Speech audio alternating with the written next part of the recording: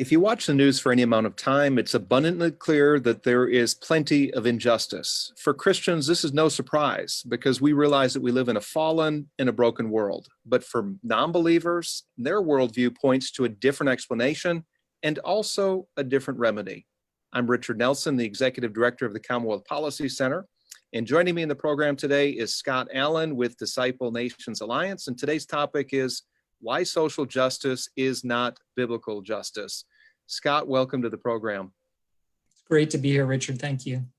Scott, you recently wrote a book by that title, Why Social Justice is Not Biblical Justice, and that really captured my attention. It was an unusual title dealing with a very timely issue of justice, as we have seen news cycle after news cycle address instances of injustice in our society. But you don't usually see the terms social justice and biblical justice in the same context. And I think, by the way, before we unpack that, I think at a deep level that we all long for justice. We see unrighteousness, we see injustice, and at a deep human level, we are longing to see things be made right. Tell us what prompted you to write this book, Why Social Justice is Not Biblical Justice? Well, I think part of it is just the changes that we're seeing in the culture, which are, happening really rapidly right now. There's just an incredible amount of change. And I think all of us are trying to get our heads around this, what's going on. And, for some time now, the phrase social justice has become very popular and prominent. And so you usually hear it in terms of a commitment, we're committed to social justice, diversity, inclusion, et cetera. So I was just trying to understand that, obviously the phrase isn't new. In fact, it actually has quite a long history in the church. But it's just become so prominent now. And so part of it was just, I wanted to understand what is the substance of what people mean when they're talking about social justice. And then I guess the second thing I would say is that I began looking at it, I recognized that it really has a different substance than what the Bible is teaching about justice. And my concern grew as I was hearing a lot of Christians, and particularly young Christian friends of mine, who were, I would say, for all the right motivations, they were wanting, to see greater justice, but they were going along with the kind of the definition that was coming from the culture, this social justice definition of the culture. And it was almost like they didn't know what the Bible actually taught about this. Yeah. And so that's where I began to get kind of alarmed. I thought, wow, we really, we have to defend kind of a true or a biblical definition of justice and make sure that we understand that as the church and are championing that. So the Bible does speak of justice, but what you're saying is that there's a different definition, biblical justice versus social justice.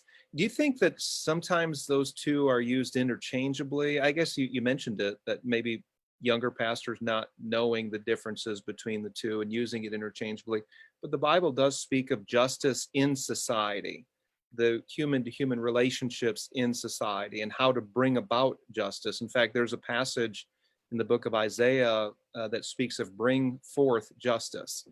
So as Christians, I think you can agree that we should be for justice. We should be working for justice in our communities. But let's start with the definitions.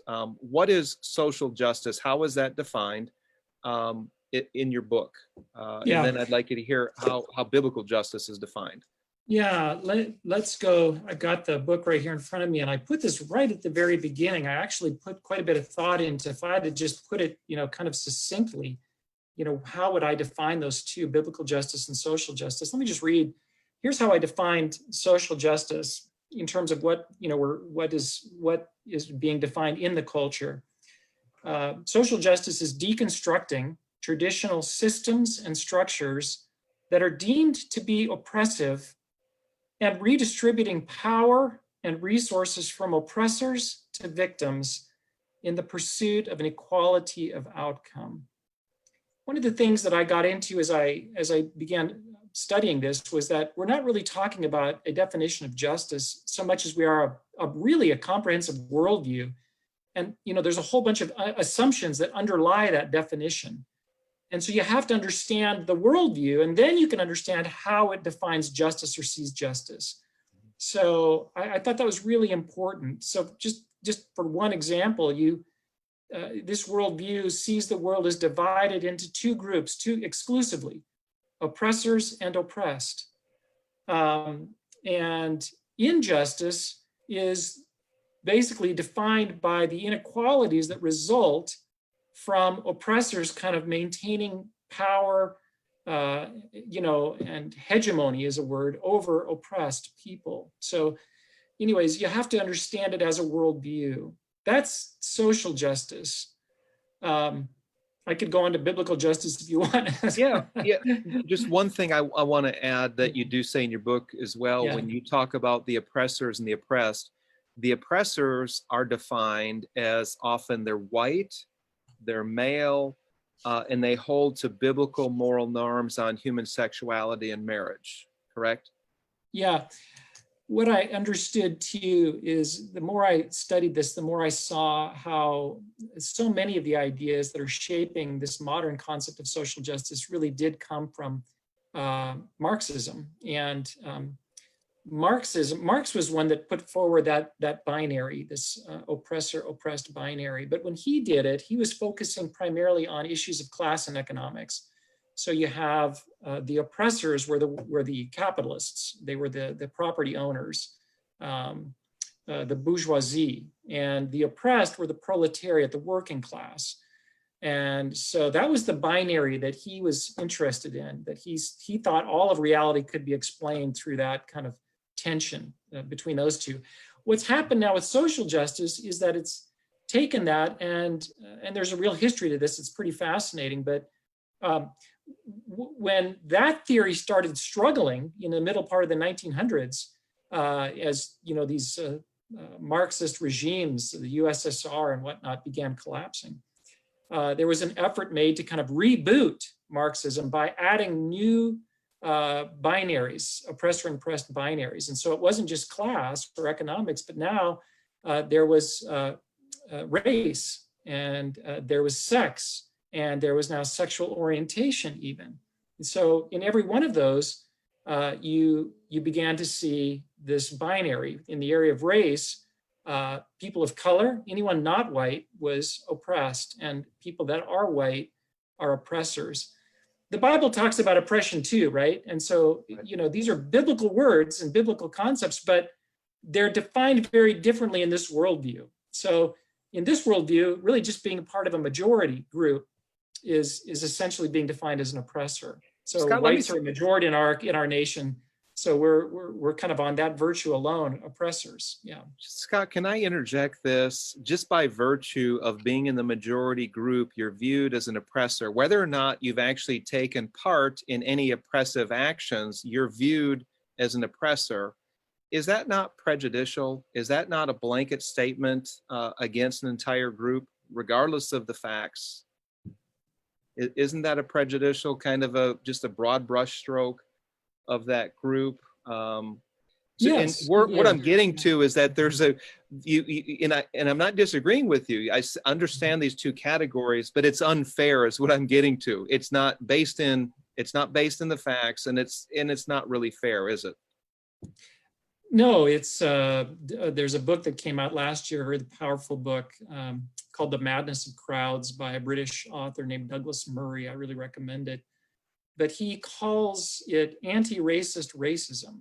Mm-hmm. So it's so ironic. This ideology of social justice purports to stand for justice, but what it results in is injustice. And it purports to stand for things like anti-racism, but what it results in is racism.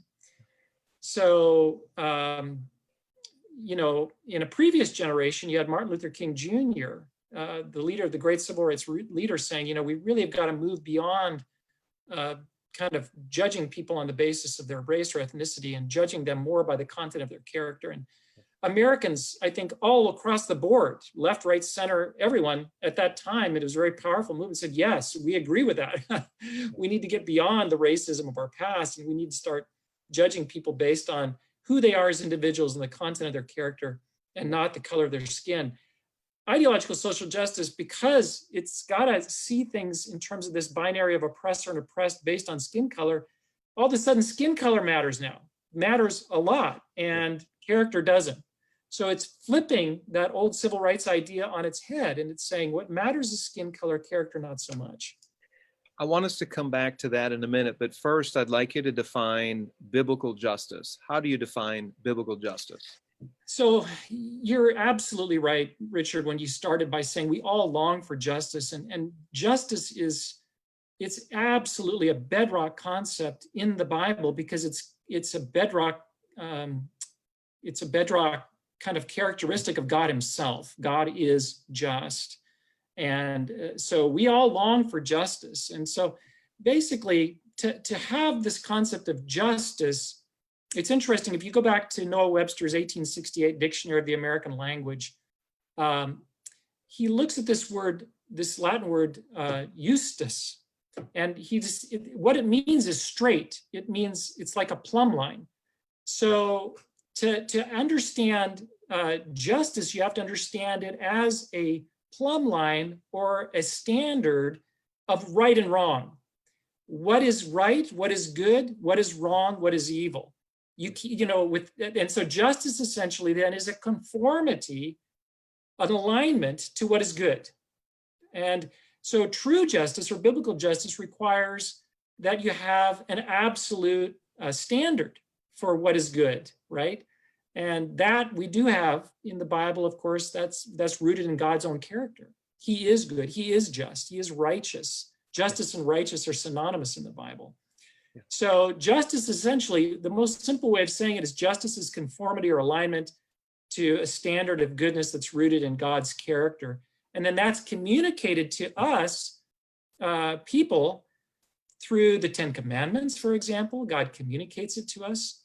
Not just that way, but he also, in the New Testament, Paul talks about the law that's written on the heart, that we all have this kind of inward sense of what is ultimately right. And our consciences kind of bear witness to that. Everyone has that, Christian and non-Christian. So it's alignment to that. That's the basic understanding of biblical justice. It requires a transcendent, objective standard for what is good, a kind of objective, transcendent morality, if you will. So Scott, a couple years ago, the word post-truth was the word of the year. I believe it was in the Oxford English Dictionary. We live in a post-truth culture today, where facts and objective truths are secondary to one's emotions or their perception of reality. How do we talk about these things? Absolute standards. We're talking about absolute definitions like justice. How does that work in a post-truth society? Not very well. Yeah, we absolutely do live in a post-truth society today. People, including a lot of Christians, sad to say, don't believe in this kind of objective standard of right and wrong. They don't believe in God almost, rather, I'm God. I kind of determine what's right and wrong. You hear this in Christian circles when Christians say things like, I believe, I believe, this is what I believe. And but in reality, in the real world, God exists, right? There really is this objective standard for right and wrong, and truth and lies as well. God is true. When you don't have that in a post-truth society, there's just essentially chaos. Everyone becomes their own little God and determines what's right and wrong for themselves, and it doesn't work.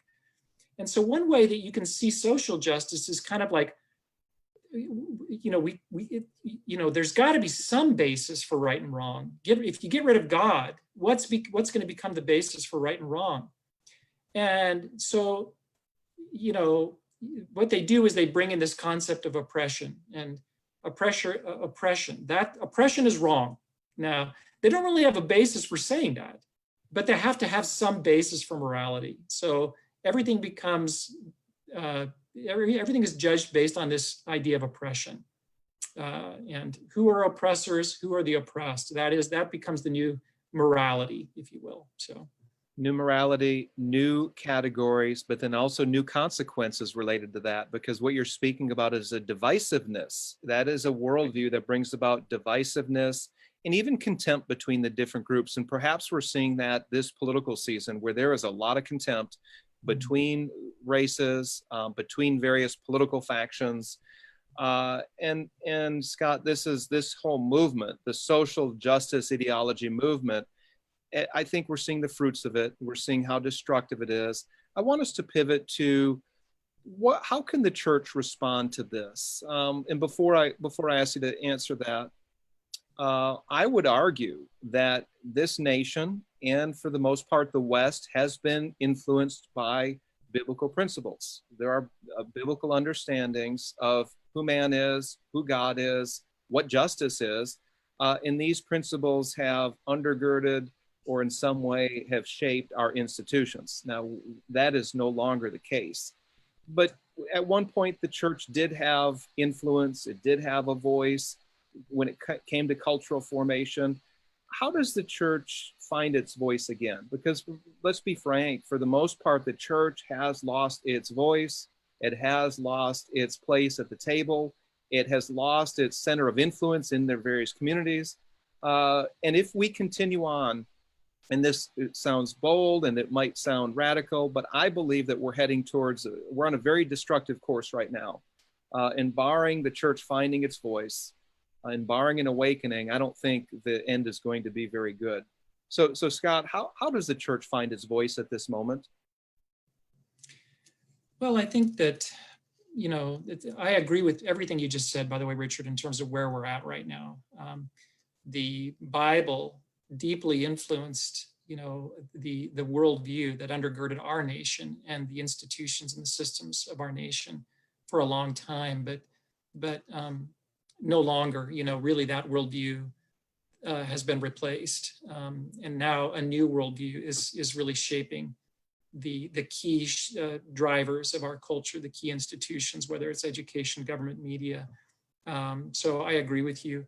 How does the church find its voice given that? I think I want to just talk, if I could, just briefly about some history here, because, earlier generations of evangelicals or Bible-believing Christians understood that they had a role in culture, in society. In other words, Genesis chapter 12, 1 and 2, God raises up Abraham, and he says to Abraham, through you and your offspring, I'm going to bless the nations. And Christians had this idea that, our faith really should result in a positive change in our communities and in our nations. We're here to be a blessing to our neighbors and to our society as a whole. And so there was an understanding of Christian mission that included that said, how do we be a blessing to even our non-Christian neighbors? How do we set up societies as cultural institutions that would be a blessing by communicating truth and goodness and beauty to even non-Christians?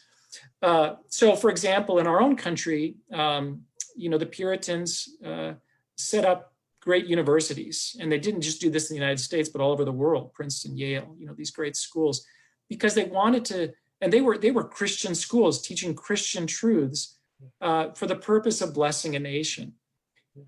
During this is where things got a little bit lost. 150 years ago, the church split over bad doctrine coming in from Europe. This idea of the social gospel that, we don't need to see people saved. We can bring about God's kingdom through kind of enlightened human reason and restructuring of society. And, people essentially aren't fallen. They don't need the gospel, etc. So you had one group of the church that embraced that. It was really heretical. And then another group kind of reacted against it, the fundamentalists, people like J. Gresham Machen, R.A. Torrey, the founder of Biola. They said, we've got to hold on to the gospel. We've got to hold on to, the need for atonement and the authority of the scripture. And I'm so grateful they did that. They preserved these essential doctrines of the Bible. But here's the mistake that they made. They said essentially, the influence in culture, that's what the people that promote the social gospel are interested in. We shouldn't be involved in culture. Culture is kind of, society is going to hell, so let's kind of just get people saved, get them to heaven, and just leave this fallen world. When they began to think that way, all of a sudden they got out of their role in influencing society and culture through things like education.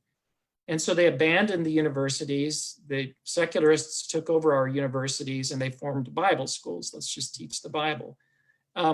So we've lost, as the church, the Bible-believing church, we've kind of lost the practice of influencing culture. And I think we have to get back to that. We have to actually go back and recover our own worldview, and then we have to build institutions again that reflect that worldview, not for the good of ourselves, but for the good of our nation that we are here to bless, if that makes sense. So I think part of it is theological. We've just got to go back and recover what it means to be the church and what our mission is and what it means. And again, I think, we've got to get back into this, this practice of creating culture, not just criticizing it, but creating it, and creating it in a way that reflects the biblical truth.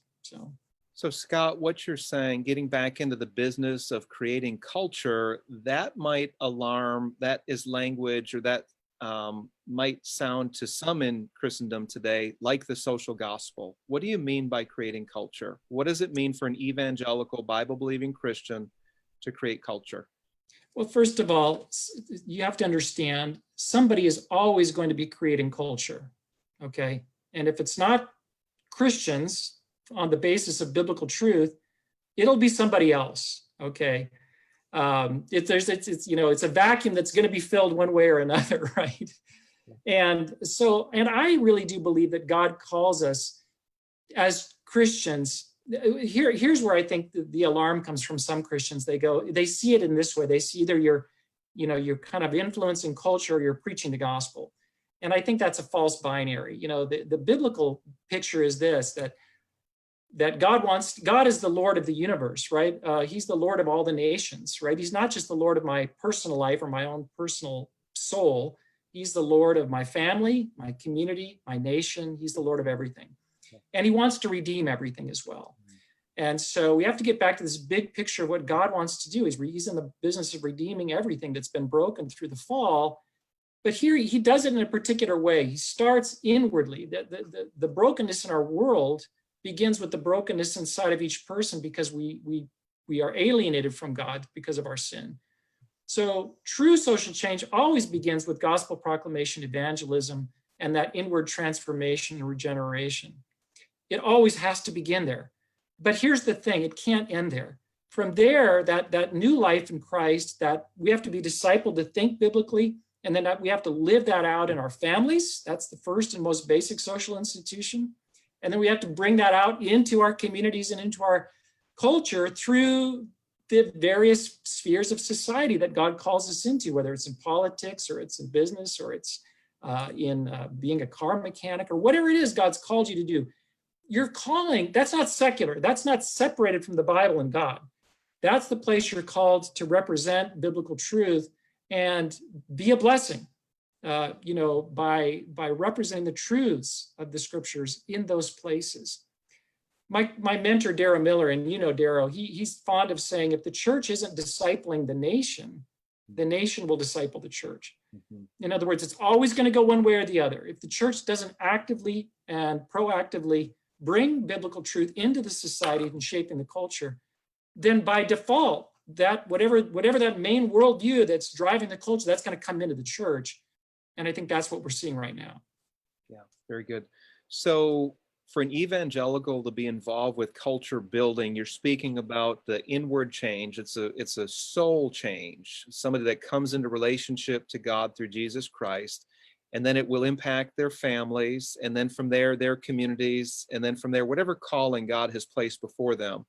And one of these callings, I would say, would be in the legal realm. And related to this topic of social justice not being biblical justice, what would it look like for, let's say, a Christian attorney or a Christian judge that is trying to do their job according to a biblical worldview? What does justice look like for that Christian in the legal profession? I don't know if you have any examples or a picture of what that might look like. Absolutely, of course. biblical ideas have shaped our justice system. We take them for granted. These things we take for granted. But let me just talk about specifically what they are. And let me say this too, because I think sometimes Christians don't realize this. We've kind of reduced Christianity to the gospel message of salvation. That's absolutely fundamental to what we believe. But our faith is much more than just that. It's a comprehensive worldview that makes sense of all of reality. It defines what's real, who am I, what my purpose is. We have to understand that bigger picture of what the Bible is. And it's that bigger picture that we bring into culture and society. So let's just take the example of the legal profession. Christians should be thinking in the legal profession, we can't have justice in society unless there is kind of a commitment to a higher law, God's law, right? Any commitment to any law that's not God's law is going to ultimately be unjust. It's going to be a man-made law. Whoever's got the power is going to be able to implement or impose it. But if it's God's law, we're all under it and we're all accountable to it. That's a biblical idea. And that's a bedrock idea of Christian justice. Another one is just due process, this idea that people should be, we're all sinners. And if somebody's accused of wrongdoing, there should be a presumption of innocence until, the truthful, claim can be backed up by witnesses. We see that in Deuteronomy. You can't convict someone without the testimony of 2 or 3 witnesses. You have to have an impartial jury. We have to treat people impartially before the law, right? You can't weigh the scales in such a way that we're going to give favors to this group and not this group. Our whole justice system, and the truth, I swear to tell the truth, the whole truth, and nothing but the truth, this idea that justice has to be tied to truth, the truth of what actually happened. So you can see this today. Those are bedrocks of our kind of Western jurisprudence. They come from the Bible, and they come from the Bible because Christians intentionally brought those ideas into the area of law and justice, and they shaped a cultural way of doing justice that we take for granted. But we're losing it now. So now you can have, you remember Justice Kavanaugh when he was accused of rape, during his confirmation trial. It didn't matter what the truth was. You remember that? You have to believe the victim. Yeah. And it didn't matter if there was no evidence to back it up. That's right. So we're seeing lots of that now, and that's social justice. So Scott, if I could jump in, we're seeing it right here in Kentucky with the Breonna Taylor shooting earlier this year. There have been protests sparked by that shooting, but then also there's backlash against the grand jury findings that absolved 2 out of the 3 police officers in the shootings. Of course, the grand jury was presented the facts.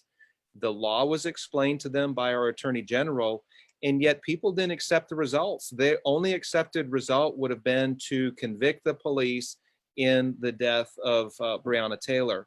And yet another example of what social justice ideology wants, the result, despite the facts and despite what the law says. And I would argue that we're at a dangerous place when emotions or when somebody's perception would overrule the facts or the rule of law. Yeah, it's not, you're exactly right. And it's not just the Breonna Taylor case. It's almost all of these controversial cases, going back to Michael Brown, for example. The basic social justice idea, again, is a binary of oppressed and oppressor and oppressed. Oppressors, by their very nature, are evil, and oppressed, by their very nature, are innocent victims. And the way that it plays out in this concept of race is that white people, because of their majority position, they are oppressors, and particularly white police. So any kind of case like this, what you're seeing increasingly isn't that the facts of the actual circumstances around the case, they don't matter so much. It's we're going to make judgments based on this larger paradigm. So go back to Michael Brown in Ferguson, Missouri. He was presumed to be innocent, and it didn't, and the police officer in that Hands case up, was don't presumed shoot. to be guilty kind Hands of up. before any facts were known about the case. And we've seen that over and over again. That is not just, and yet it's called justice. Right. That's In your book, if I could interject, in your book, you point that out, that was a false narrative that was created around Michael Brown, that really wasn't true what happened there. And yet that snippet, that image of hands up, don't shoot, was not accurate. And that really fomented a lot of anger. It led to the violence and the looting and the Yeah, what and happened. this is not new, Richard. You could go back to the early days of the USSR or Soviet Russia, and it was very similar. But here it wasn't race; it was class. So if you were a capitalist, a landowner, you were presumed guilty just by the virtue of the fact that you owned property. It didn't matter if you were a Christian person who was very generous and gave a lot of your money to help the poor. That didn't matter. You were guilty. Your property was confiscated from you. It was given to the innocent victim, the worker, and you were sent to the gulag. And that's what social justice ends up with. It's that kind of thing. It's unjust. It's incredibly destructive. Scott, And I'm sorry. yeah, that's all. So with that example, there's a deep biblical principle that comes into play that when you see somebody jealous of, or envious of somebody else's property, that's sinful. When you are coveting, I mean, it's one of the big 10, right? And that is one issue I think that Christians could find their voice to speak out against. When you see this class warfare, hey, that person has more than I do. This person is very wealthy, therefore they must have cheated some way, or they must have stolen it from somebody. Therefore, it's okay that I covet that. Therefore, it's okay that we take that back. That is a deeply rooted biblical principle that we should say, no, God tells us not to covet. God tells us not to be envious. And that's, I think, at a very basic level, we could find our voice to speak to that. Don't you agree? Absolutely. That's correct. And even more deeply than that is, again, this is social justice because it's so deeply rooted in Marxism. Marxism sees wealth or resources in this very kind of limited zero-sum way. There's only so much. It's kind of the resources and wealth. And I think this is again rooted in the fact that it's an atheistic worldview. So it ultimately doesn't see human beings as people with creativity. The Bible sees us as made in God's image with the capacity to create. And part of that means we actually can create new things that never existed before. And that includes new innovations, new technologies. We can draw pictures that never existed. Your kids do this, and it's just, that's how we're wired. And so we can create wealth. If you start with an atheistic presupposition, then you don't see people in that. We don't see them as creative beings that can create new wealth and resources. You see them primarily as consumers of scarce resources, and resources are this zero-sum thing. So if somebody's got more than I do, it's because they took it, right? It's not because they earned it or they did something. They somehow took it. And so I've got a right to get it back. And that's very much the mentality of social justice. And it's not biblical. Biblical justice, it doesn't see resources and wealth as zero sum. And it encourages people to create new wealth and resources and not to covet what other people have. Exactly. So very good. Scott, this has been a fascinating conversation on why social justice is not biblical justice. I have read your book and I liked it so much that we ordered a case of books that I will be passing out to my pastor friends here in Kentucky. So anybody watching right now, I'm going to put up a picture of the book right here. Why social justice is not biblical justice. I don't know if I've you got can one see here that. too. Okay, very good. So this can be ordered online, Amazon, is that correct? Yeah, Amazon's the best place to get it. So anyways, thank you so much, Richard, for the fact that you're willing to share your appreciation for the book like this. Well, you're very welcome. I very much enjoyed this. I'd love to have you on the program again sometime. Love that. Yeah, keep up the good work. I appreciate what you're doing so much. And Thank I'm hopeful. I might sound pessimistic here, but I'm not at all. I think God's called us to this time, and it's an exciting time to be a believer. And we'll see what God has in store. So Amen. Amen. Scott Allen, thank you so much for joining me in the Commonwealth Policy Center. God bless you, and you have a great weekend. Okay, you too. Take care.